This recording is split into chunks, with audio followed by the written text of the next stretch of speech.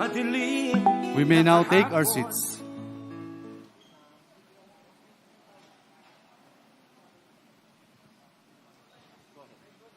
Good afternoon, everyone, and welcome to the inauguration of 143 social and tourism ports and Zamboanga City Seaport Development Projects.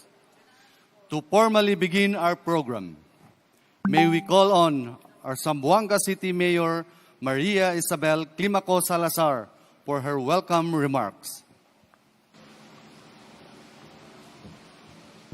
Presidente Rodrigo Roa Duterte y compañeros na entablado, querido oficiales, huéspedes de Ciudad de Zamboanga y afuera, junto con el sector de militar, bienvenidos a Ciudad de Zamboanga. Paz de Dios y abrazo de Nuestra Señora la Virgen del Pilar y San Jose. Assalamualaikum warahmatullahi wabarakatuh. Daghang salamat kaayo sa imong administrasyon. Kay daghang tabang ug proyekto diri sa amua sa lungsod uban na gyud sa Samba Sulta.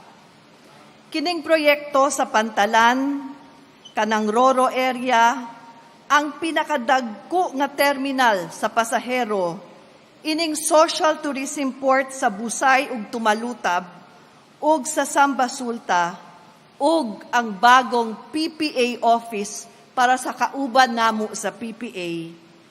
Lipay jud mi. Salamat kaayo, Mr. President. Uban sa among pasalamat, maong na kining ampingan ug gamiton sa husto na pamaagi kining mga proyekto.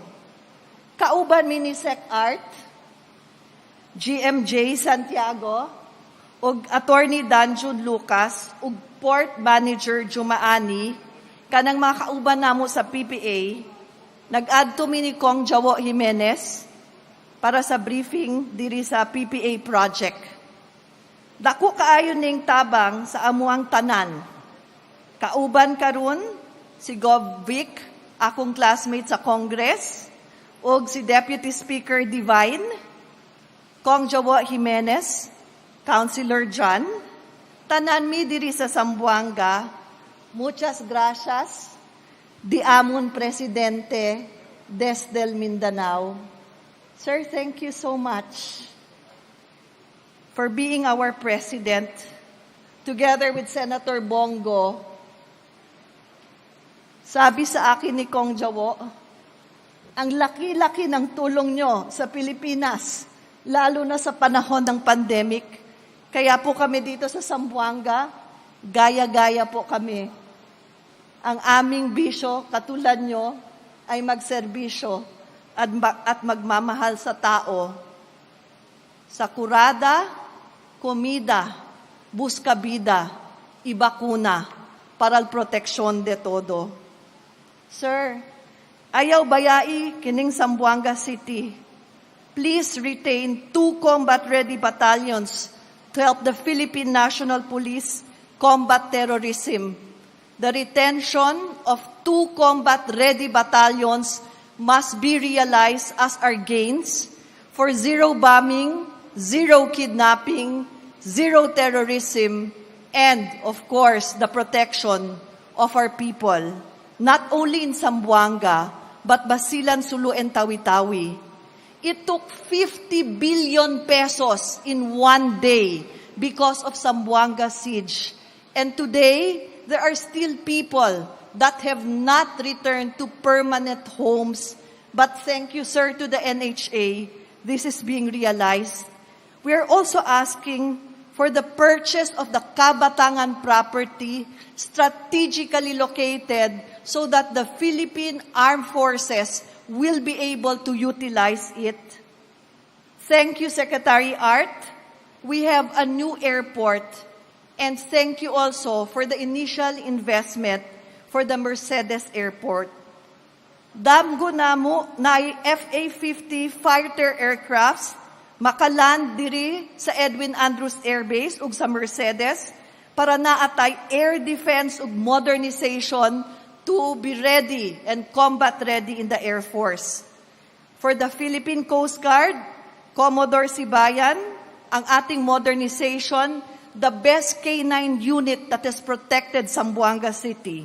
The Philippine Navy under June Adasi for protecting our shores and giving to us the Rio Hondo Naval Station for the MBLT-11. Thank you. General Simborio, diripod ang kauban nimo, ang Task Force Zamboanga under Colonel Rojas and the MBLT-11 and 74th IB to protect you with General Del Rosario. Otra vez, Presidente Duterte, daghang salamat ang among pag-ampo sa Ginoo ug sa mahal na La Virgen del Pilar to bless you all the way. Alam niyo po, President Duterte, Mayor Inday Duterte, if you knew them, are very simple and very humble. The President asked me earlier, okay na ba yung ginawa ko? Sir, it is sobresaliente. It is more than any one of us can dream. All of these programs, all of these projects benefit the people of the Philippines. And for that, we are blessed to have you as our President. Salamat, sir, for also recognizing the women in appointing me as Regional Peace and Order Council Chair in 2016 and 2019. Sabay po tayong aalis. Ako as Mayor, pero sa tulong ng Ginoo, you have helped us. Bienvenidos, eternamente, Presidente Duterte, muchas gracias desde di amon corazón. Vaya con Dios contigo. Thank you, sir. Muchas gracias, Mayor Beng Climaco Salazar.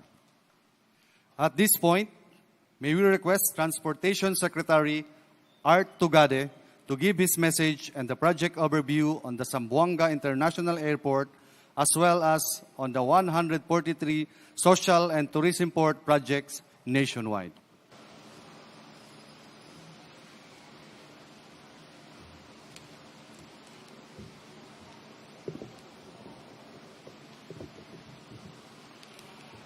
His Excellency, Mayor Rodrigo Roa Duterte, sir,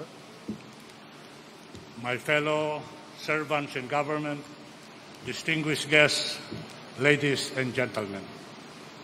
Ngayong araw na to, tayo ho ay nagsasama-sama upang sa gayon pasinayan natin, among others, yung 140 social and tourism ports. Sabi ho nila, ako ay magpresenta at magbigay ng isang briefer. With the permission of His Excellency Mayor Rodrigo Roa Duterte, kung maaari lang po, yung briefer na ibibigay ko sa 143 social and tourism ports will consist of two parts. Una po, Mayor, ipipresenta ko ho yung video presentation, 5 minutes, hindi sobra, na kung saan ibibigay yung highlights ng mga lugar na pinasisinayan natin ngayon dito sa 143 social and tourism ports. Kung iisa-isahin ho natin yung 143 social and tourism ports, kulang ho yung oras at panahon ngayon. Kaya highlights lang. Yung the second part after the video presentation, Mr. President, give me another 1.5 to 2 minutes just to give a highlight of what was presented. With the permission of the President, let me now present the 5 minutes video on the 143 social and tourism ports that we are inaugurating at this moment. Mr. President, sir, with your permission.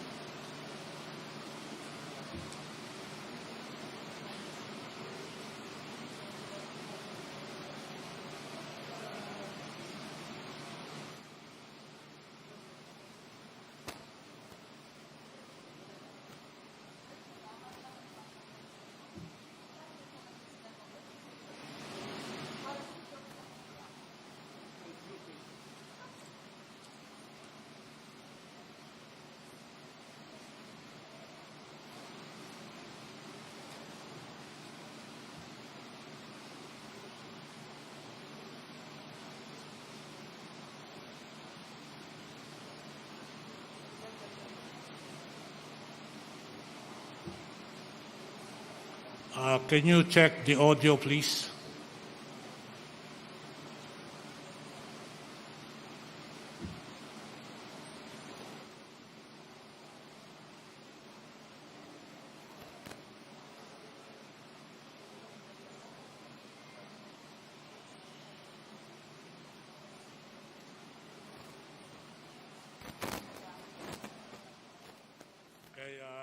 In the interest of time, let me see if I can handle this. Makikita ho sa video na ating i-roll on ngayon. Makikita ho yung kabuuan ng mga proyekto na ginawa natin sa Port and Maritime. 2,807. Makikita As ho. an archipelagic country, the Philippines is surrounded by vast and rich maritime resources. But along with its geographical advantages is a challenge of connectivity between its islands and neighboring countries.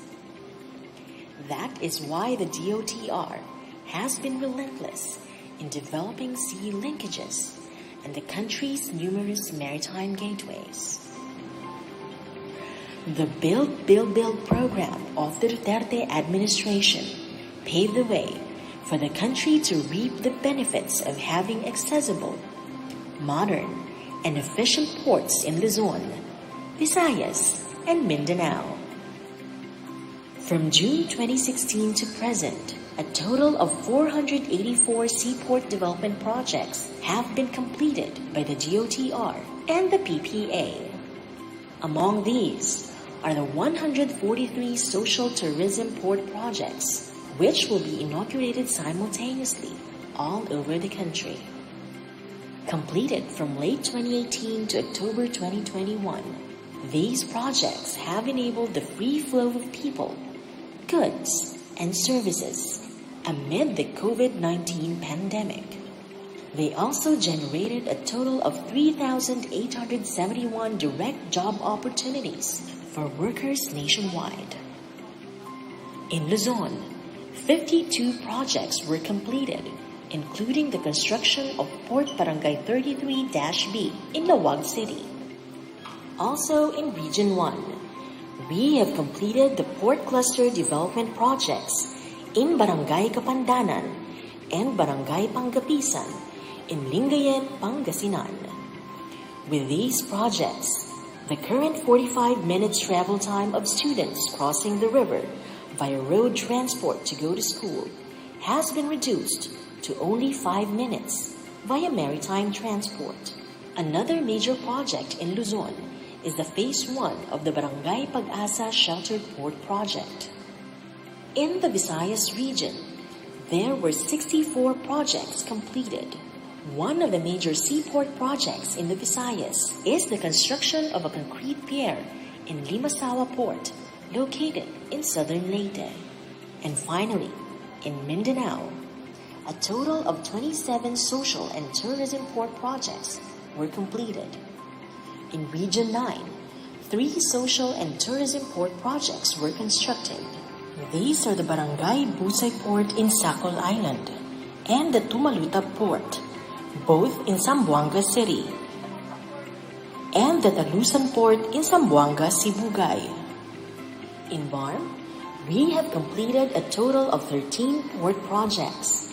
In fact, a new port for Barangay Diki in Basilan was completed last October 2021. The projects in BARM prove that developments have reached even the southernmost part of the country. Through a whole-of-government approach, the delivery of these social and tourism port projects will result in growth and improved connectivity to boost tourism, agriculture, and major trade industries in provinces outside Metro Manila. True enough, the benefits of these social and tourism port projects are now greatly felt in every community. Ako po si Santiago Loreto. Mangingisda rin po ako. Ang maganda po dito sa nagawang pantalan para po sa amin, malapit kami magduong sa pier. Mas maganda po ito na ano rin sa mga tao na taga dito, nabigyan kami ng magandang pantalan, para kung may mga produkto kaming madaling ibaba. Lindot ro sir ang gibuhat sa CPE kay wa na may buti-buti nya magalandan maayo ang pasahero safety kayo paglatay. Dako kay tabang sir kay daghan ang pasahero sad ang moaring malapas ko tungod sa nay pantalan na tarong wa nay puti-puti kay sa una haso kito sa una kay puti-puti pa. Ako nagpasalamat nga diin namugna kining maong pantalan diri sa among barangay. Nakahatag kani og dakong kaayuhan sa mga katawhan, ingon man sa mga nanagat nga diin di na sila maglisod pumudunggo sa lain pa nga pantalan tungod kay duol lang kini sa among barangay. Ikaduha, ang matag hapon diri daghan ang nakahimulos kay batag hapon adunay mga magtinda-tinda dinhi sa maong pantalan, dugang nilang panginabuhi sa matag adlaw. Ug ingon man abunda sa kining amo ang pantalan kay ang mga mananagat dinhi pud sila mudunggo ug di na pud sila maglisod sa transportasyon kay naa may mga sakyanan nga moanhi diri aga pagkuha silang mga isda. The rehabilitation of ports and expansion of existing ones shall continue in order to give better accessibility to coastal and island communities across the archipelago.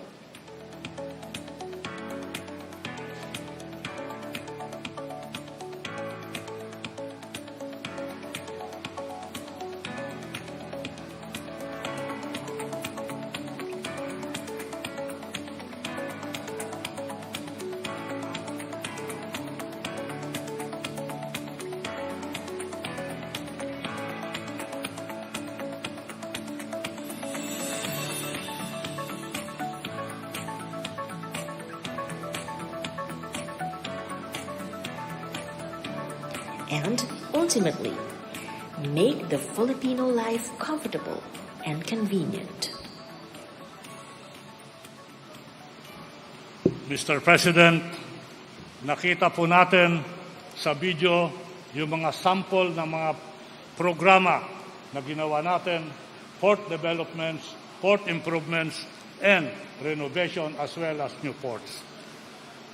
Binigyan din ho namin ng sample pagkat kung iisa-isahin po natin yung 143 social and tourism port projects, yung oras ho na nakalaan sa atin ngayon ay hindi kasya at hindi makakasya. Sample lang ho yun. Let me provide various highlights. Number one, ang tanong. Nakita ho natin yung 143 na lugar na kung saan merong port developments, port improvement. Ang tanong, saan itong puertong ito at bakit napili ito? Mr. President, napili ang mga puertong sa mga nakaraang administrasyon, nakaraang taon, napabayaan at nakalimutan. Ito ho ay mga malalayong lugar na kung saan dinadalaw ng bagyo, dinadalaw ng problema, napabayaan at nakalimutan. We choose these ports upang ipakita sa ating mga kababayan na sa administrasyon Duterte, hindi ho sila pinapabayaan at hindi kinakalimutan. Ito ho ang programa ng ating Pangulo na kung saan sinabi niya ang growth and development sa ekonomiya ay dapat hindi limitado sa mga malalaking lugar. Dapat ang buhay na kumbinyente at komportable ay maabot at marating lalo higit sa ating mga kababayan na nasa mga lugar na napabayaan at nakalimutan. 143 ports ho yan na napili. Ibig kong bang sabihin, Mr. President, tapos na ang ating trabaho? Meron na tayong mahigit 470 projects kasama yung 143 projects. Ibig ba ho sabihin yan, tapos na ang ating trabaho? Hindi. Ang trabahong pagbabago, pag-improve, pag-rehabilitate ng mga puerto at karagatan is a continuing project. Kaya mahalaga sa atin na magkaroon ng continuity program na pag natapos ang terminong ito, ang programa sa build ay tuloy na mangyayari. Ang isang katanungan ay, sino ang nakikinabang dito? Nakita kanina na ang mga nakikinabang dito ay yung mga mangingisda, yung mga magsasaka, yung mga biyahero, yung mga turista, at higit sa lahat, yung mga ordinaryong tao. I-highlight ko lang ho sa isang proyekto dito sa Lingayen na kung saan ang ating mga anak, para makapasok sa kanilang paaralan, magko-commute ng bangka para makarating sa kanilang eskwela after 45 to 55 minutes. Marami hong oras yan para isang mag-aaral, lalo na higit kung ang mag-aaral na ito ay isang bata at isang batang paslit. Kaya nga ba't sa programa sa Lingayen, ginawa na natin i-connect yung dalawang shoreline. The shortest distance between 2 point ika nga is a straight line. Nung nagawa po ito, yung pagbiyahe ng mga estudyante sa kanilang paaralan ay hindi na umaabot ng 45 to 50 minutes, Mr. President, 5 minutes na lang, tabla-tabla na. Ito ho, yung mga pakinabang na nakikita dyan. Hindi lang ho sa magsasaka, hindi sa mangingisda, nandiyan din ho yung benepisyo sa turismo. Napakaganda ng kasuluk-sulukan ng lugar dito sa Republika ng Pilipinas. Dapat lang magkaroon ng tinatawag na mobility and convenience. Mahalaga ho ito pagkat sabi ng ating Pangulo noong paman at inuulit niya pang araw-araw, gawin ang buhay Pilipino komportable at kumbinyente.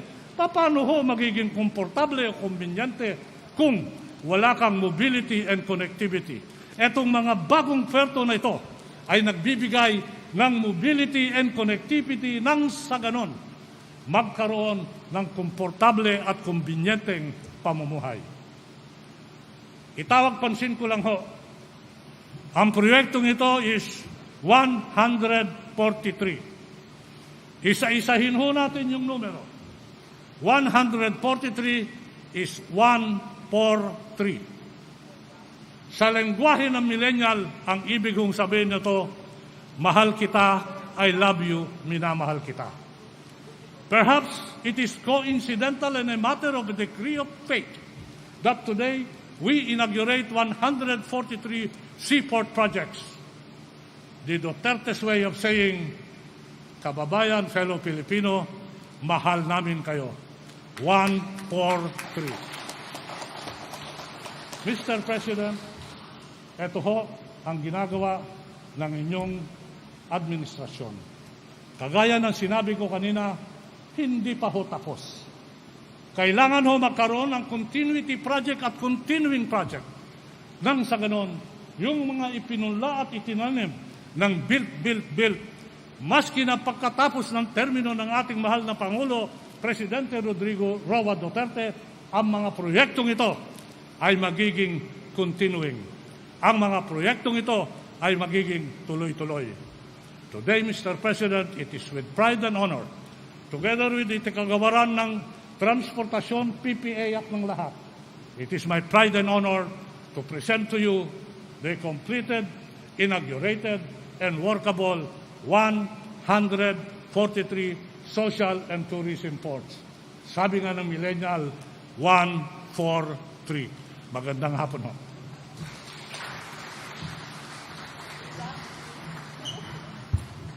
Thank you, Sec. Art Tugade, and congratulations, DOTR.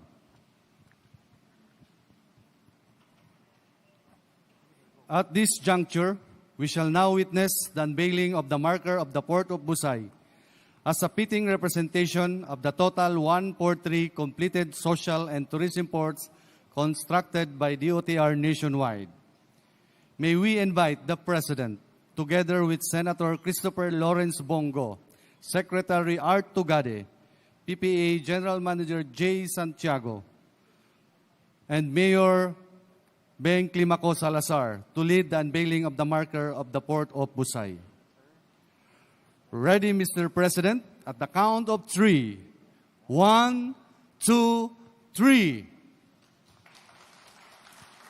The marker of the Port of Busay reads as follows.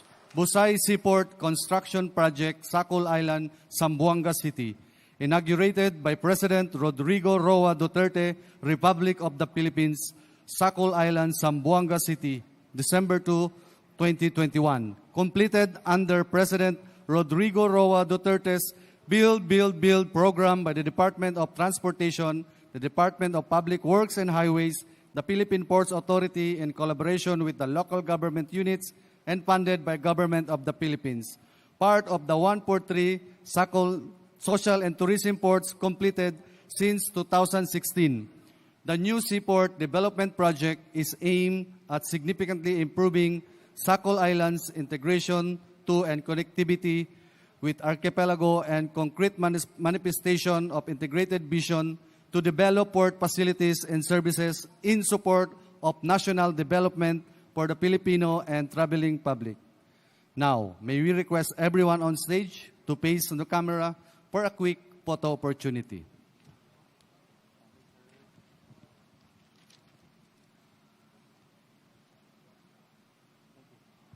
Thank you, Mr. President, and congratulations, everyone. We may now take our seats.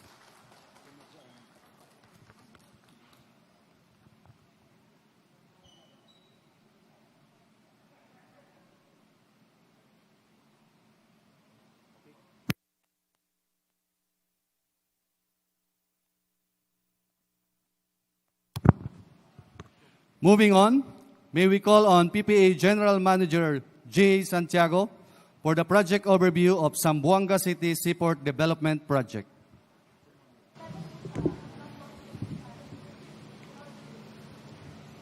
Mahal na Pangulo, Mayor Rodrigo Roa Duterte, isa po muling karangalan na ihandog sa inyo ang mga bagong gawang port projects dito po sa daungan ng Zamboanga City na isinakatuparan ng Philippine Ports Authority sa ilalim ng paggiya ng Kagawaran ng Transportasyon bilang pagtalima sa inyong kautusan na bigyan ng komportable at matiwasay na pamumuhay ang mga mamamayang Pilipino. Pero bago po ang lahat, mahal na Pangulo, nais ko pong ipagbigay alam sa inyo, katulad po ng nabanggit ni Secretary Artugade, na umabot na po sa 484 ang natapos na proyektong pampantala ng DOTR at ng PPA sa loob lamang po ng 5 taon. At nasa mahigit 100 pa po ang nakatakdang tapusin ng DOTR at PPA bago po matapos ang inyong termino bilang aming Pangulo sa susunod na taon. Nais rin po naming ipabatid sa inyo, mahal na Pangulo, na ang mga proyektong ito po na ipinatupad ng PPA ay naisakatuparan po gamit ang sariling pondo ng ahensya at di po nangailangan ng anumang utang panlabas.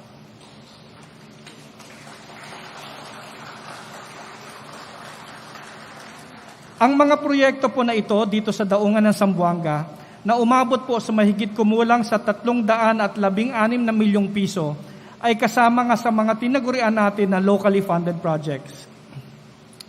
Kasama po rito ang pagpapagawa ng reinforced concrete platform na may sukat pong 2,115 square meters. Gayon din po ang pagpapalawak sa backup area para po sa mga kargamentong dumadaan sa pantalan. Matapos po ang development, nasa 17,372 metro kwadrado na po ang backup area mula sa 13,700 metro kwadrado noong pa pong 2011. Samantala, naglagay na rin po tayo ng karampatang lighting system ng daungan para po matustusan ang operasyon ng pantalan, lalo na po sa gabi dahil isa po ang daungan sa nagtatala ng mataas na numero ng pasahero at kargamento mula at papunta sa mga karatig probinsya gaya ng Basilan at maging patungo ng Maynila. Dahil parami ang mga barko na humihimpil sa daungan, nagsagawa rin po ang DOTR at PPA ng extension ng T-head pier ng pantalan na may karagdagang sukat na umaabot sa 1,276 na metro kwadrado. Ngayon po, kaya na po magserbisyo ng pantalan sa mga barko na hindi po bababa sa 20 kahit anong oras.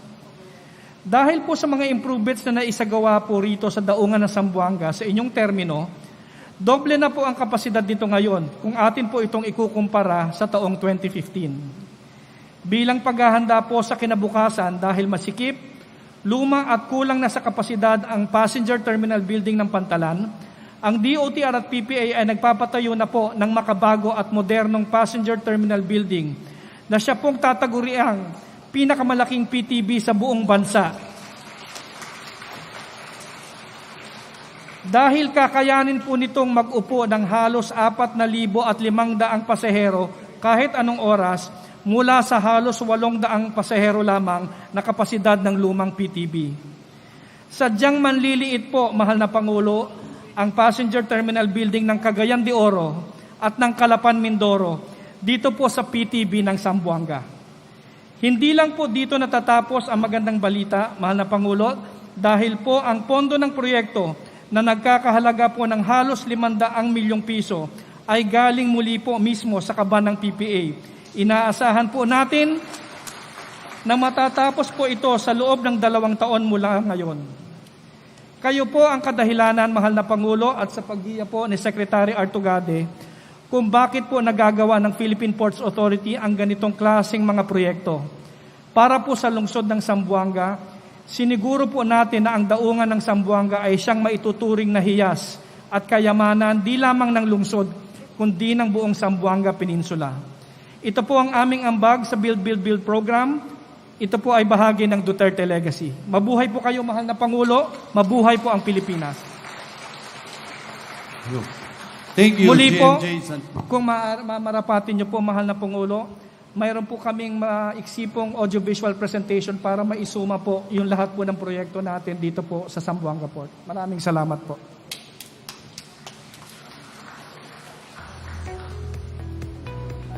Ang lungsod ng Zamboanga ay may tuturing na melting pot sa sulok na ito ng Kamindanawan, bagamat kilala ang lungsod sa iba't ibang tawag. Tinagurian itong Sardine Capital of the Philippines dahil siyam sa 12 kumpanya na gumagawa ng sardinas ang nasa lungsod na nagbibigay ng kabuhayan sa lungsod at sa mga karatig nitong munisipyo at probinsya. Kilala rin ng Zamboanga bilang Asia's Latin City dahil tanging dito lang sa lungsod na ito maririnig ang dialektong Chabacano na hango sa lengguwaheng Espanyol.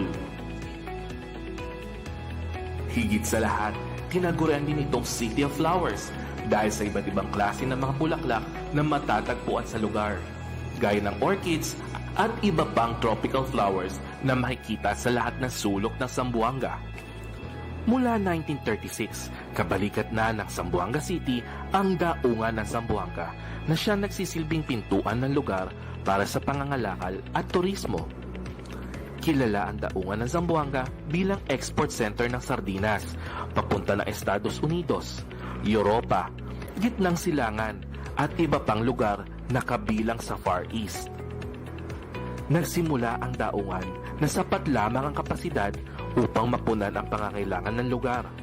Sa pagdaan ng panahon, ito ay unti-unti sumailalim sa pagpapalaki at pagmomodernisa upang sumabay sa tumataas na demand mula sa mga trading partners ng lungsod. Kahit mula umpisa ay may kasaysayan ng bansa bilang isa sa mga hotspot ng mga di pagkakaunawaan. Nananatiling tahimik ang pang-araw-araw na pamumuhay ng mga mamamayan ng lungsod. Kasama na rito ang mga mangangalakal at maging lokal at banyagang turista. Hanggang dumating ang Setyembre 2013 kung saan mahigit kumulang sa 500 miyembro ng Moro National Liberation Front ang lumusob sa lungsod bilang protesta sa di umano'y kabiguan ng gobyerno na ipatupad ang peace agreement na nilagdaan ng MNLF at ng Fidel Ramos administration. 3 linggong naapektuhan ang operasyon at takbo ng pantalan. Ngunit di ito nagpatinag, maging ang mga kawani nito na mapagsilbihan ng publiko at isulong ang patuloy na pag-inog ng supply chain ng syudad. Kasama na ang ilang lugar na nakadepende sa pantalan ang ekonomiya. Dahil dito, dahan-dahan ang pagbangon ng daungan ng Zamboanga mula sa epekto ng tinaguriang Zamboanga Siege. Dahilan upang maging usad pagong din ang pagbangon ng turismo at kalakal sa lugar. Napabilis lamang ang pag-usad ng pagbangon nang pumasok na ang pamahalang Duterte noong 2016 kung saan sa pamamagitan ng Build, Build, Build program kasama si DOTR Secretary Artugade at PPA General Manager J. Santiago, napabilis ang pagpapatupad ng iba't ibang proyekto upang makamit ang Golden Age of Infrastructure dito sa Pilipinas.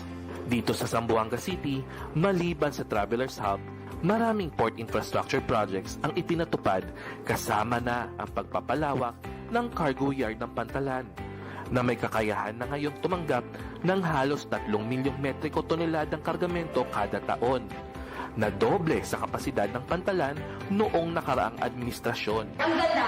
Maganda kasi dati kasi is Pantalan siya, yung mga container vans, yung mga big equipment, big machines doon talaga. So parang mahirap kasi parang yung weight, hindi siya ganun ka, ang sikip-sikip. But now, medyo free na siya, tapos yun nga, hindi lang siya basta-basta yung pumapasok ka doon, okay na siya, kaysa before. Well, changed a lot in appearance and the space provided for medyo wider now than before, and it's more controlled as far as traffic is concerned. Kaya na rin ng daungan na tumanggap ng halos 3.5 milyong pasahero kada taon, mula lamang sa 2 milyon noong 2015. Nasa halos 11,000 ship cost na rin ang kapasidad ng Pantalan, na mas mataas ng halos 3,000 kumpara sa kapasidad ng Pantalan noong 2015.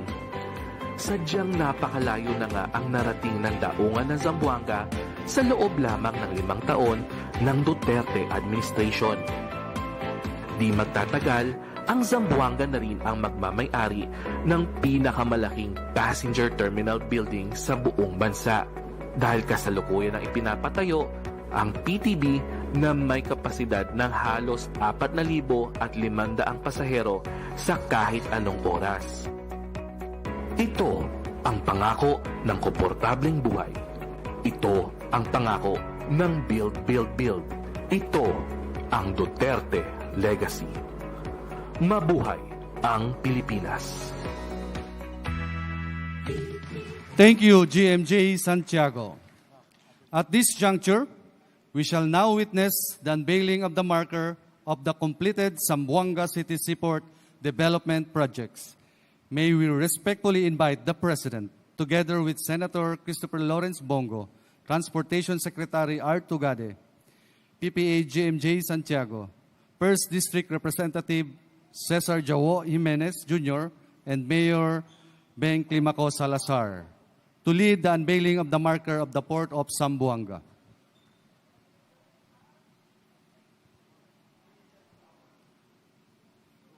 Ready, Mr. President? At the count of 3, 1, 2, 3.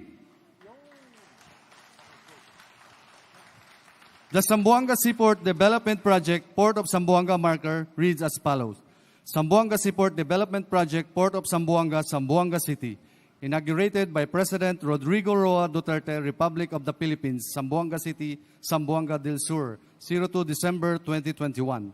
Completed under President Rodrigo Roa Duterte's Build, Build, Build program by the Department of Transportation and the Philippine Ports Authority, and funded by Government of the Philippines.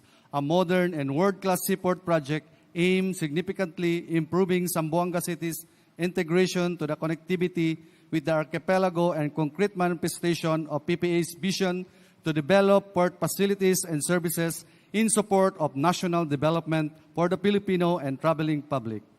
Now, may we request everyone on the stage to pace on the camera for a quick photo opportunity.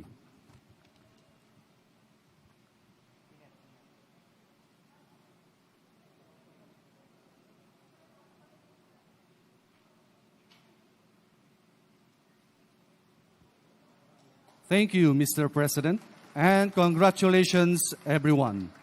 We may now take our seats.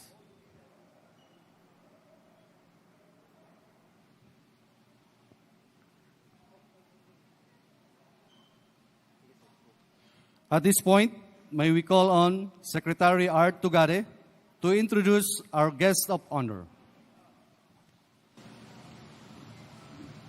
Ladies and gentlemen, it is my deep honor and privilege to introduce to you ang isang tunay na Pilipino na buo at totoo ang pagmamahal sa kapwa Pilipino, the President of the Republic of the Philippines, Mayor Rodrigo Roa Duterte.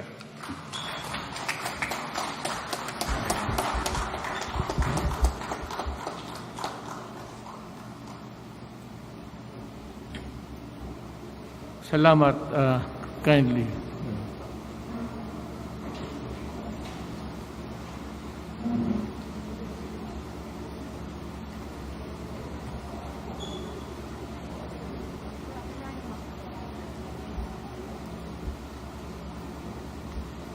Transportation Secretary Arthur Tugade, Senator Bongo, District Speaker and Zamboanga del Sur First District Representative Divina Grace Yu, Zamboanga City First District Representative Cesar Jimenez, Zamboanga del Sur Governor Victor Yu, Zamboanga City Mayor Marisa Isabel Climaco, Philippine Ports Authority Manager Jade Daniel Santiago, Philippine Coast Guard Commandant Admiral Leopoldo Laroya, fellow workers in government, mga kababayan.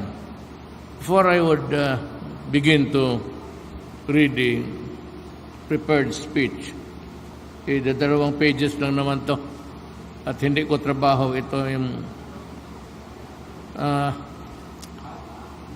I am happy that almost all of the projects are completed, utilized, and the others are about to be finished, ongoing. And I hope that by the end of my term, which is just about 7 months away, makumpleto lahat. That was also my paradigm when I was city mayor of Davao. Sinabi ko sa kanila na I want all projects completed when I go out of the office. Dito, Art Tugade approximated the expectations na matapos lahat or almost lahat. So, masaya ako kasi if there is one worker of government na talagang nasa puso ang trabaho, one of them is Arthur Tugade. You know, natatawa ako because we are lawyers. As a matter of fact, we are not builders, neither architects nor engineers. Si Art was my classmate sa law school. He was our valedictorian. But by the time that he was ready to maybe ripe for everything in Clark, one day napunta ako, napadaan ako at sinabi ko, Art, kung manalo ako, pwede mo akong tulungan. So, got him into the department and nakikita naman ninyo ngayon. So, you need not really be, I said, a builder of infrastructures. It's in the heart. It's in the drive, motivation of a person. Hindi ako nagkamali.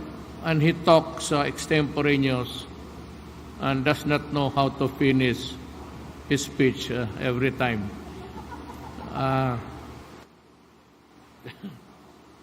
Pero he was the captain of the debating team of the San Beda College. Doon kami galing.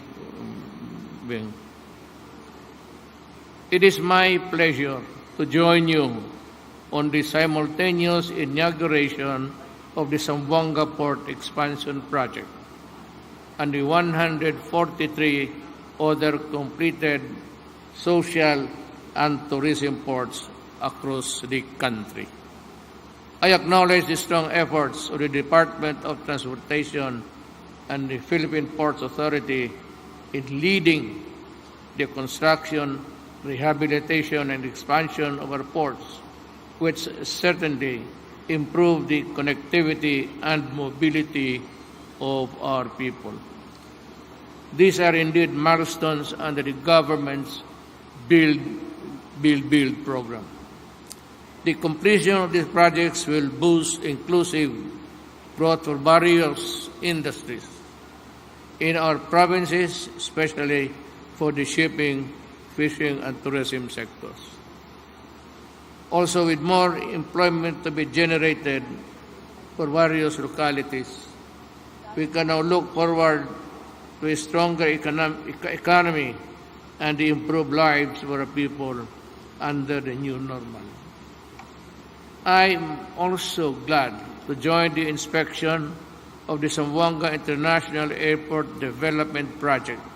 Again, I thank the DOTR Department along with the Civil Aviation Authority of the Philippines and other public and private partners for a commendable job in the improvement of Zamboanga Airport. I am excited to see a revitalized socio-economic activity that this newly enhanced project will support not only for the Zamboanga but also for the rest of Mindanao. As my term nears its end, let me emphasize, even with all the difficulties posed by the pandemic, this administration will continue to implement vital infrastructure projects to improve the lives of the Filipinos.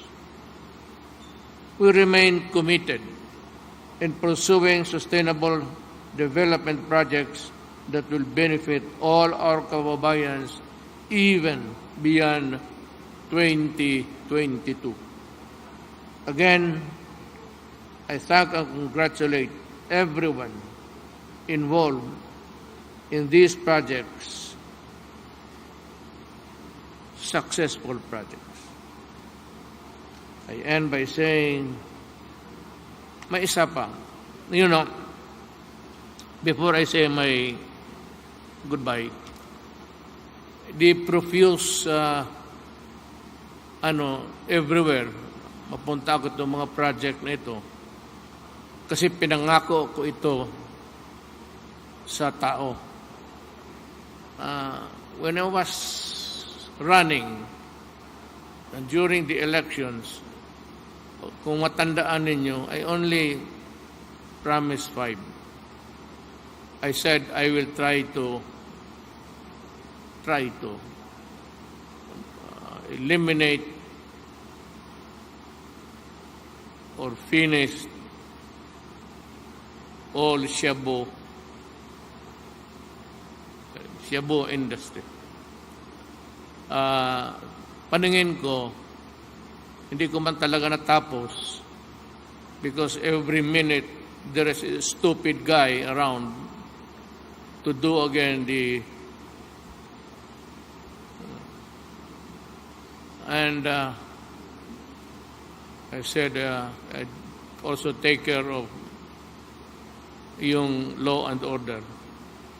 Tama kabing, there's a heavy concentration of the armed forces of the Philippines and the PNP here in Mindanao, especially in this area. Because I believe that no development or progress can ever happen if there is no law and order. Yan talaga ang totoo. Yan ang nakita ko sa siyudad ko. Kaya ako, let me just give me about 3 minutes. Yung bunganga ko, bastos, tapos yung iba hindi nila nagustuhan. Now, itong International Court of Criminal Courts, gusto akong ipakulong ng mga gago. Hindi lang ako makamura dito kasi nandiyan si Beng. Behave ako. You know, I am a Filipino. If there is somebody who will prosecute me, it should be the Philippine Prosecution Service, where I was a member, prosecutor ho ako for 9 years, before becoming vice mayor and mayor. Kung magharap lang naman ako ng tribunal, it should be before a Philippine court. And kung ipakulong ako, gusto ko Pilipino na huwes ang magpakulong sa akin. Kung may nakita siya na mali. At kung magpakulong ako, hindi ako magpakulong sa baski saan. Sabi nila, yung mga kulungan nila parang hotel. Dito ako sa Muntinlupa at ipatapos ko yung mga tattoo ko dito sa kamay. Meron ako dito May bulaklak ako dito sa... Yan ang ginagamit ko pagka magladde ako sa... when start to flirt, pinagyayabang ko yung tattoo ko. And ganito yan. Do not destroy my country. Bagbaha ka ng drugs. Do not kill or destroy the life of our children. Kasi ako, pati yan si Art, we are glad and thankful that galing kami sa mahirap. Kasi Bisaya pa, makabot na mo, we can fathom. Isang tingin lang, alam ko na kung ano ang gusto ng tao. And I can smell a rat a mile away. Kaya, siguro, yung drive ni Art, it's because nangako kami, edi tinapos namin. Kaya yung mga droga, nangako ako, tatapusin talaga kita.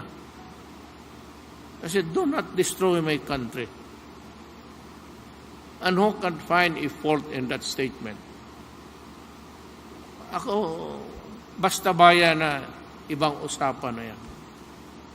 I need not really be civil about it.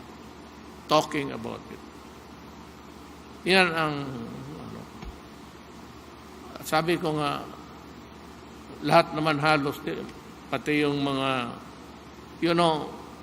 half of my cabinet are all retired military officers. Puro galing sa baba rin yan, sa buhay. Kaya maganda ang samahan namin. And I'm always mindful of what I promise. Lilima lang. Drugs, ang problema talaga noon. Pinagpapatay yung mga tao dyan sa daan, hold up dito, hold up doon. Law and order. I will never tolerate. I will never tolerate yung mga terrorism pati.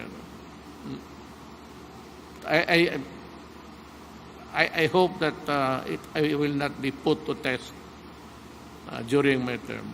Ayaw ko talaga. And I'm reminded of Marawi. Sabi ko, we will not stop until all of them are eliminated.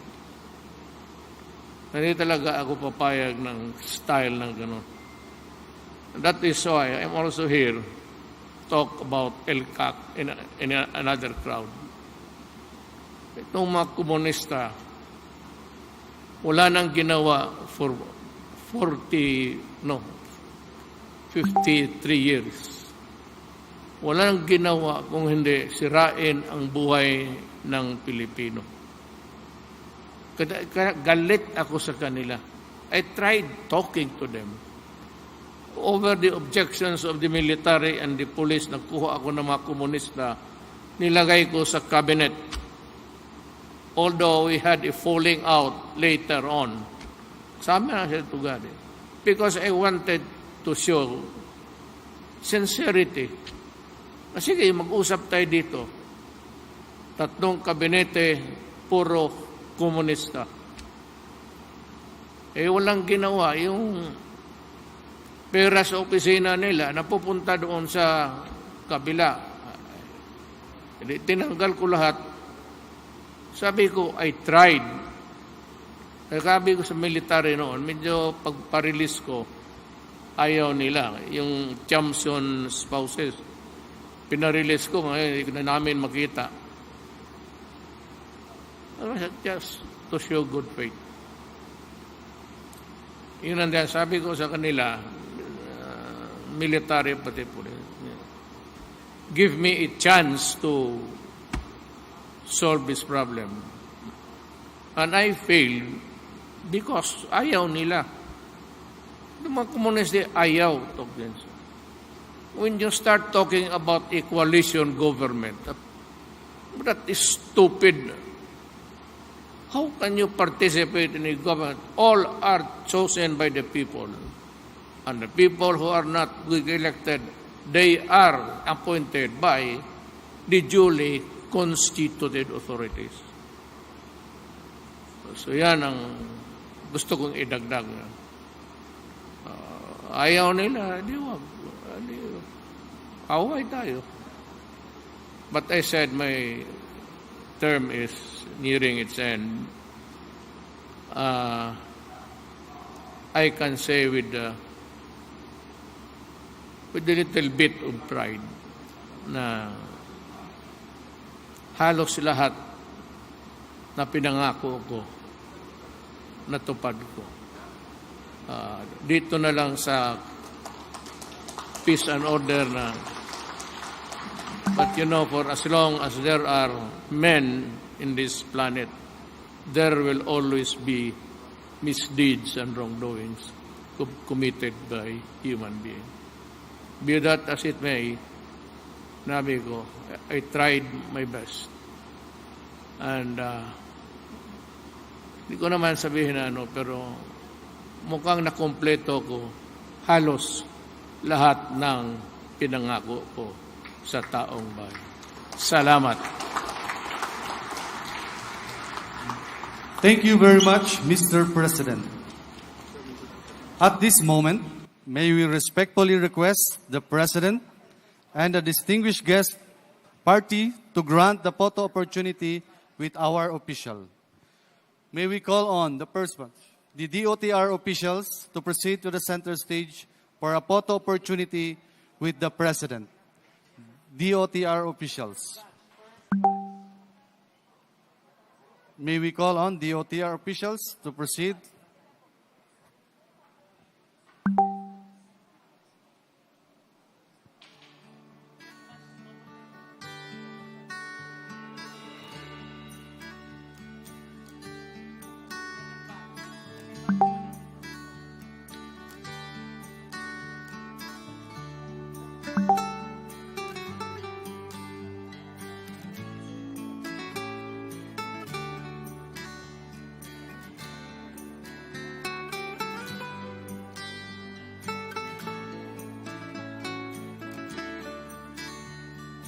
Next group, please prepare, PPA officials.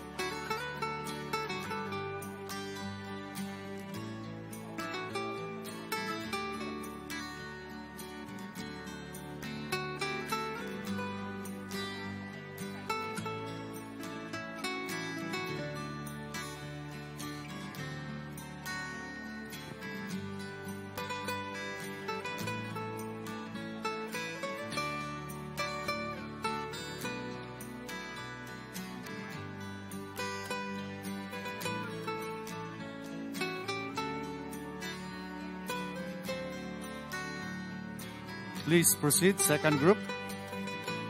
Third group, please prepare. PPA officials.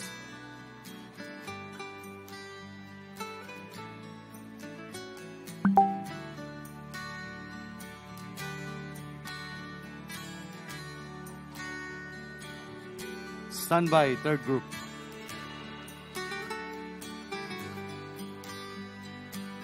Third group, PPA officials, please stand by.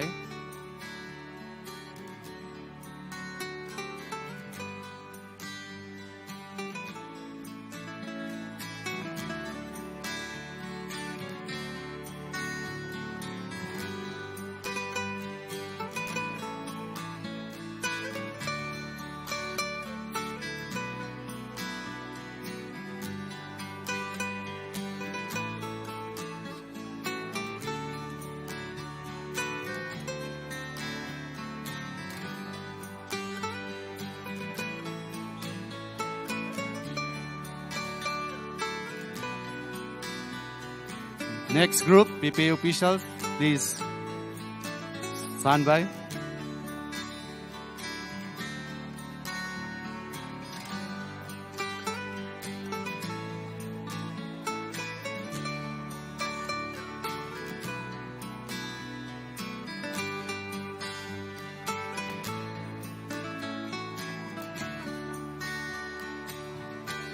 Please don't forget your face shields and your face masks.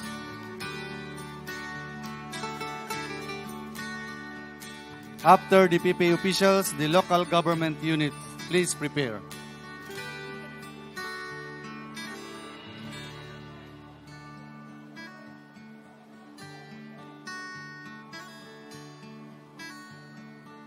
Next batch, please prepare, PPA officials.